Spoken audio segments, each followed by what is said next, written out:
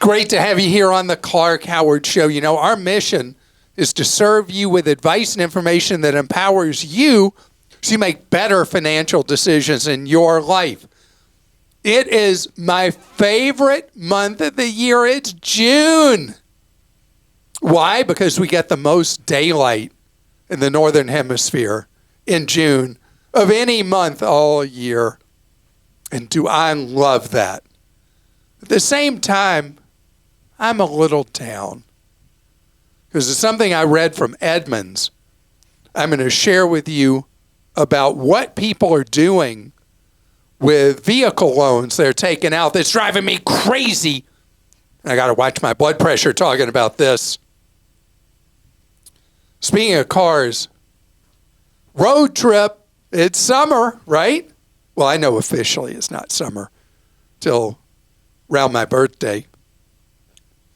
But there's a scam that has increased in sophistication you need to know about when you're on the road. And I'm going to tell you how to protect yourself. But right now, listen to this, listen to this, listen to this.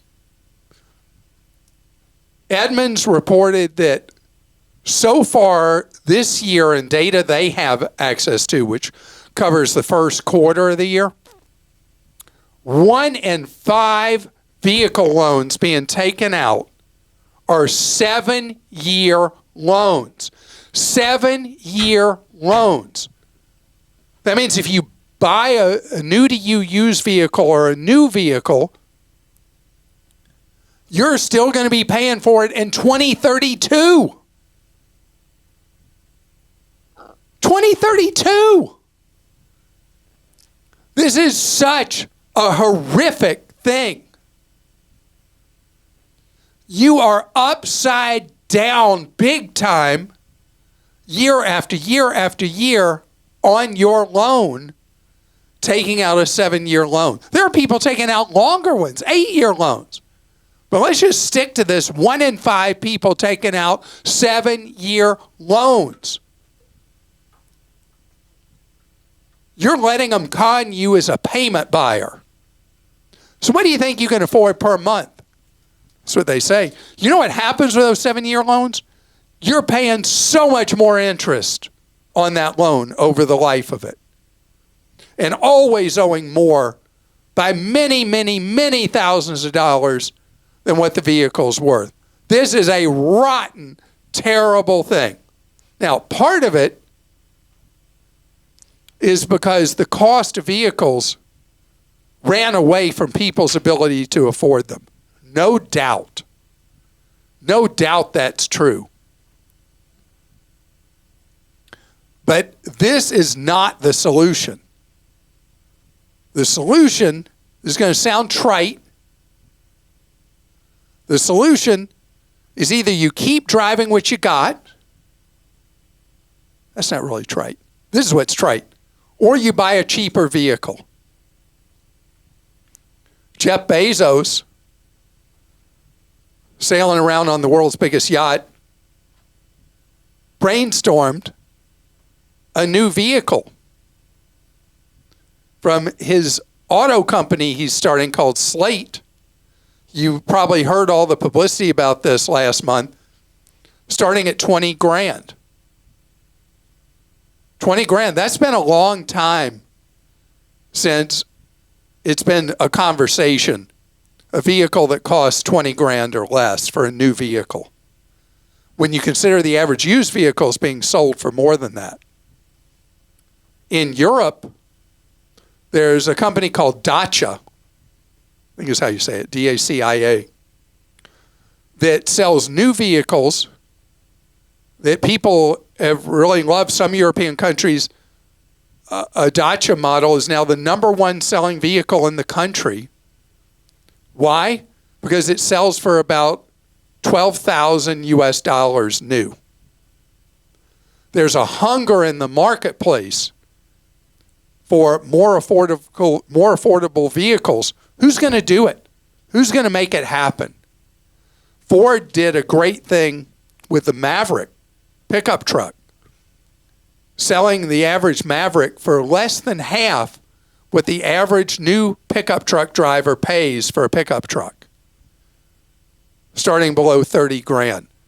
There is a sweet spot in the market to be served in the 20s. And so, Jeff Bezos, I hope you can make this work. And I hope when your yacht pulls into ports that you drive around in your Slate Auto. But good for you thinking about it. And remember my rule on auto loans. If you can't afford the payment on a 42-month auto loan, you can't afford that vehicle. Period. Cold. Fact. True. Mic drop. You can't, though, because you wear your mic. Yeah. On your head. I've never understood mic drop anyway. No, you just drop it and walk away. I don't understand. All right, let's go to That's questions. real life. I don't understand anything about real life. Give the listener the mic. Nancy in Alabama, you are up with your question. Nancy says, I wanted to let you know about an interesting option I experienced regarding a refund gift card I received from Verizon. I received the gift card after transferring my father-in-law's phone to my family plan. I listen to your show every day. Oh, and the I think it was for $165. I listened to your show that's a lot. every day, so I dug in and read the entire letter that came with the card and the back of the gift card for the fine print. In the letter, there was an option to transfer the entire gift card balance with no fee into my checking account. I love that. I've never seen this with any other gift card. I immediately followed the instructions to transfer the balance of the card. The credit was processed for the full amount in 48 hours. Please remind your listeners to read the letter that comes with the gift card from a merchant to see if this type of transaction is available. Otherwise, I would be stuck with a gift card that would be more than likely have a balance I would never be able to completely use. I hate these refund cards because they're counting on what's known as breakage, which is that you leave some or all of the money forgotten about, unused. Any method you can come up with, like we had somebody's suggestion recently, to use it to pay a utility bill and get the money off Amazon gift cards, the too. card right away. If you're an Amazon user. What That's about what people Amazon? say, that they can buy Amazon gift cards with the card amount. Oh, okay. If you use it. All right, this is from Anonymous. Hi, Clark. Starting with my first well-paying job in 2016, I began buying my wife one nice piece of jewelry a year from our local jewelry store or from reputable stores such as Tiffany's, Saks, Neiman's. I also purchased from warehouse stores such as Costco and Sam's, which can have some very nice jewelry. I mean, this is really funny for me because I start tightening up thinking about Saks, Neiman's, and Tiffany's. But now you're relaxed. Now I'm I relaxed mentioned the because they're warehouse also clubs. buying at the warehouse clubs. Yep. I always purchase precious or semi-precious stones set in gold or sterling silver, and I never spent more than $1,000 a year. Imagine my surprise when I went to purchase a pair of pearl and diamond earrings for my wife for Christmas in 2024, and the price had jumped up by 33% from the tag. Fortunately, the store sold the earrings to me for the prices marked without the 33% increase. I decided to get my wife's jewelry appraised for insurance purposes. To my shock, my wife's jewelry, particularly the precious or semi-precious stones set in gold, had drastically increased in value. In fact, my wife's jewelry appraised for 386% more than I had paid out of pocket. I understand that resale value can only be 33% of appraised value and occasionally more than 100%.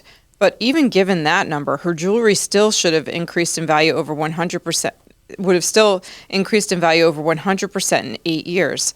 What are your thoughts on jewelry as an investment? Not particularly liquid, but perhaps not a bad purchase for long term? Okay, I appreciate this post, Anonymous. This is so interesting.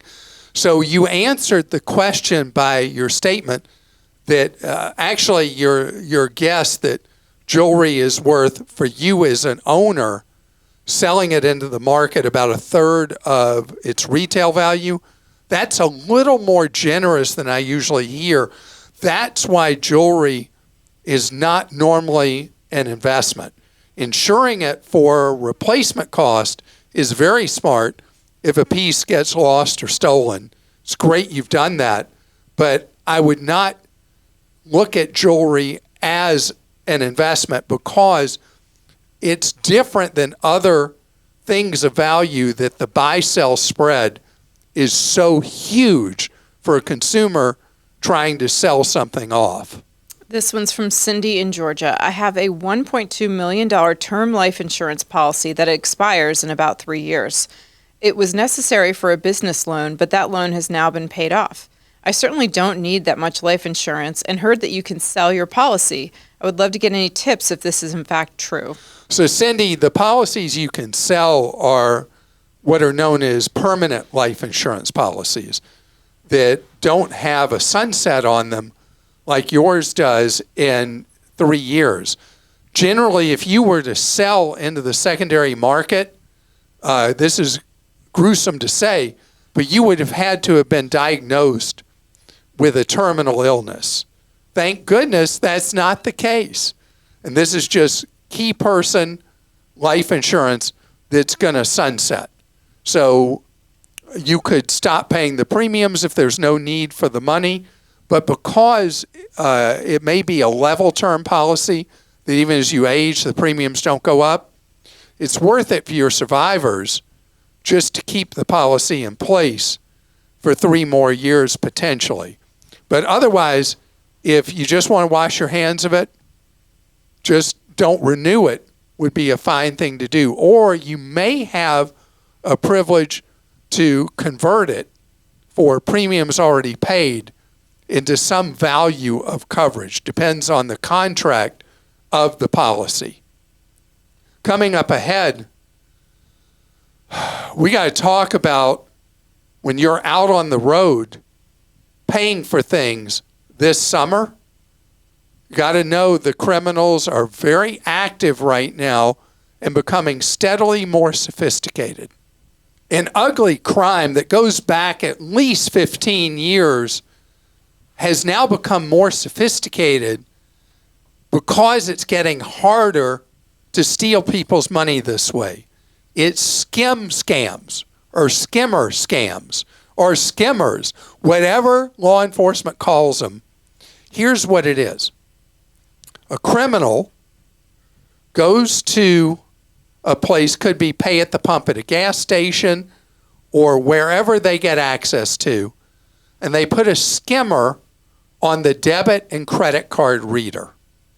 The skimmer works off of reading the old magnetic stripe or strip, whichever you call it, on the back of a card.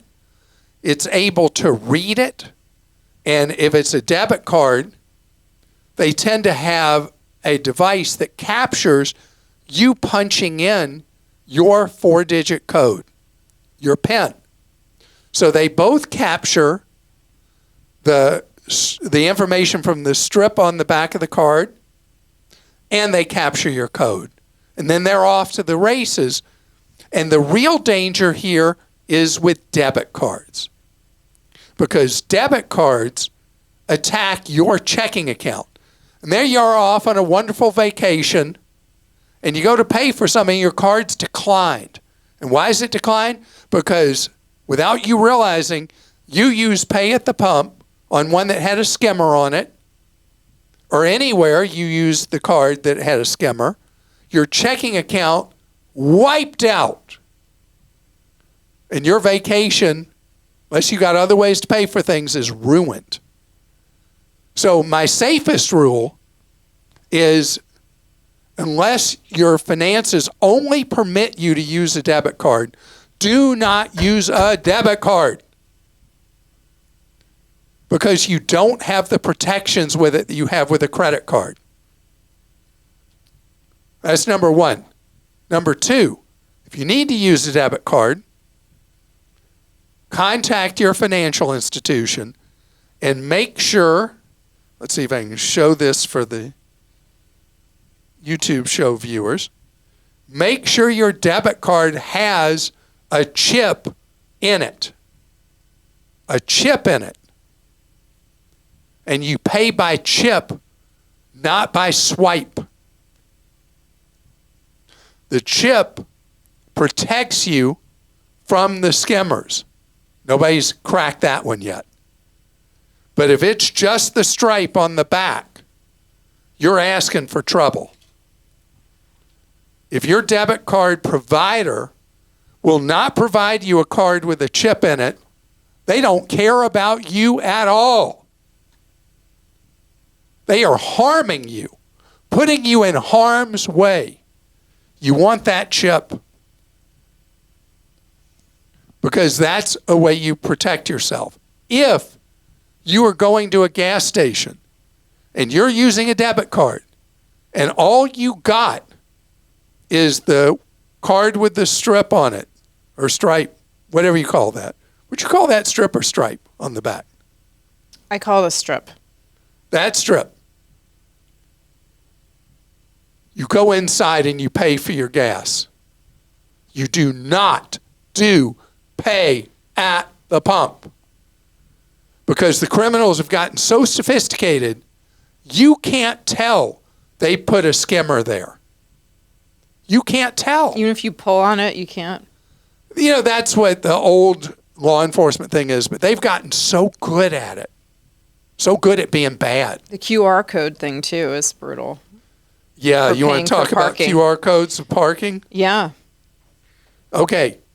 If you're in an urban area or you're at a beach or whatever, and they've got a barcode you're supposed to scan to pay for your parking, all over America, criminals are duplicating stickers, putting them on the signage. And then when you scan that with your phone, the barcode it takes you to is not for the people you're supposed to pay for parking. It's for the crooks. Just know that. You're best off. Well, I don't like to pay for parking. But if you're at one of those places, go up to the sign, feel if there's an add a sticker on there. If it's the original printed metal sign, you're okay. I mean, it's normally for an app. Like it's supposed to take you to an app. So I look for the name of the parking. Like there's several that are various chains around the country of these parking lots. Right. And so I'll look for the app in the app store rather than scanning the QR code. You can do it that way But too. with municipal parking, many times you're going straight from that to a payment platform. There and should you be may a be paying website the shown crook. on there too, though, because people have trouble with. I mean, I don't know. I just never. This whole thing with the QR codes being bogus, it's amazing how something so good in terms of simplifying things for people ended up to being a direct gateway to criminals. Mm-hmm. All right, so I don't want to make you paranoid in life. I want to make you careful. Mm-hmm. And again, the skimmer scam's been around for like 15 years. Don't be taken this summer by it. And that debit card, really think about it before you use it. All right, let's go to questions. Susan in Maine says, I want to take the ferry from Bar Harbor, Maine to Nova Scotia. It will cost $400 round trip to transport my car. Should I rent a car? How fun that'll be, though, to go on that ferry. Should I rent a car in the U.S. or rent a car in Canada and save money? So I can tell you, when you're going in summer, the rental cars can be very expensive in Nova Scotia, but it will likely be cheaper. The only way you know for sure, I hope you're a Costco member, go to Costco Travel, use their rental car thing because their rental cars are cheaper than most anybody else's. See what the cost of a rental car is in Maine or if you're going to get it in Boston or whatever, and then compare it versus renting in Nova Scotia.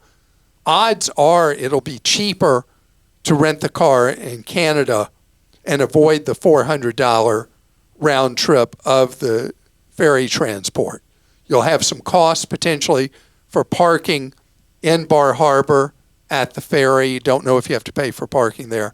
So that'll will reduce some of the savings you'd have. But it should be cheaper in Canada.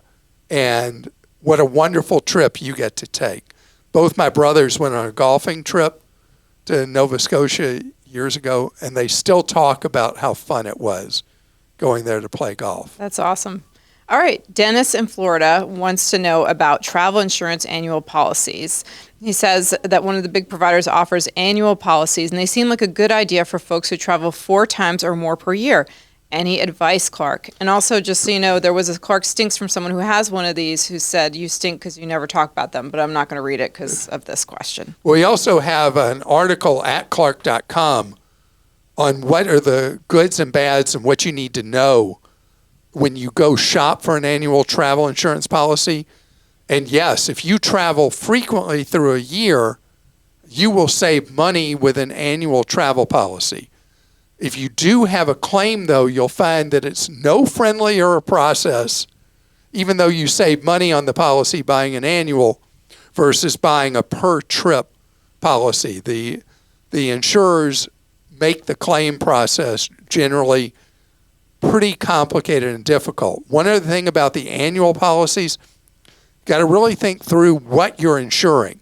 Are you insuring illness? Or what is it you hope to insure? Are you looking for medevac?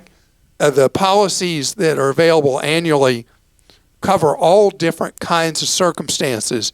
You have to figure out what dentists are the most important elements you want to insure. All right, and this came in from James in Georgia. My question concerns when an airline has a sale. Does the airline generally discount all classes of service except for first class, like economy, main cabin, comfort, etc., or is it only economy class that goes on sale? And if all classes go on sale, is it consistently the same % off for all the classes? What a wonderful question, James. Former travel agent Clark Howard. Yes. So the discounting is not consistent. Some of the airlines to the South Pacific, to Australia, New Zealand, some of the airlines to Europe, when they have an airfare sale, it's across all classes of the aircraft. But for flights within the United States and flights elsewhere in the world, usually the sales are very heavily class focused. So they will be economy, basic economy sales. Much more rarely will the sale include the front of the plane or the mid-thing premium economy. So usually the airline's most price-sensitive customers are the customers in coach. That's where most of the seats are. That's where most of the action is. And that's why the sale activity is also there, because that's where price-sensitive travelers are.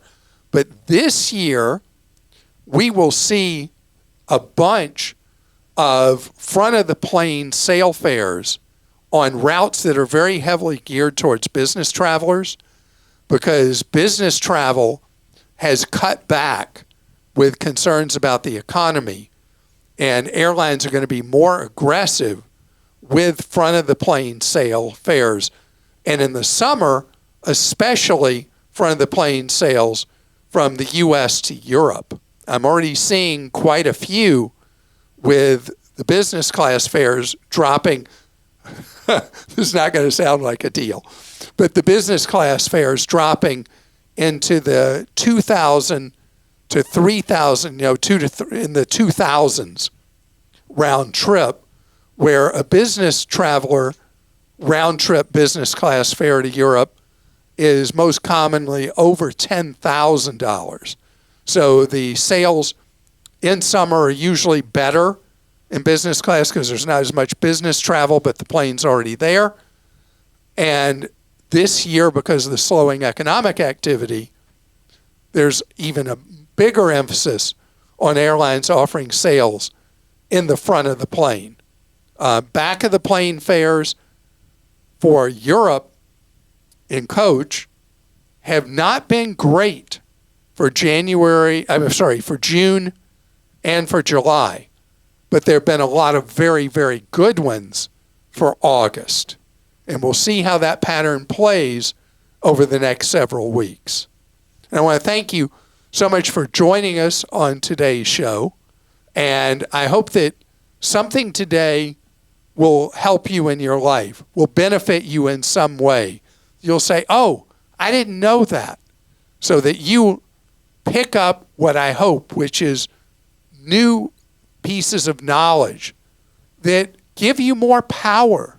That's what we're about, so that you learn ways to save more and spend less, and always avoid getting ripped off.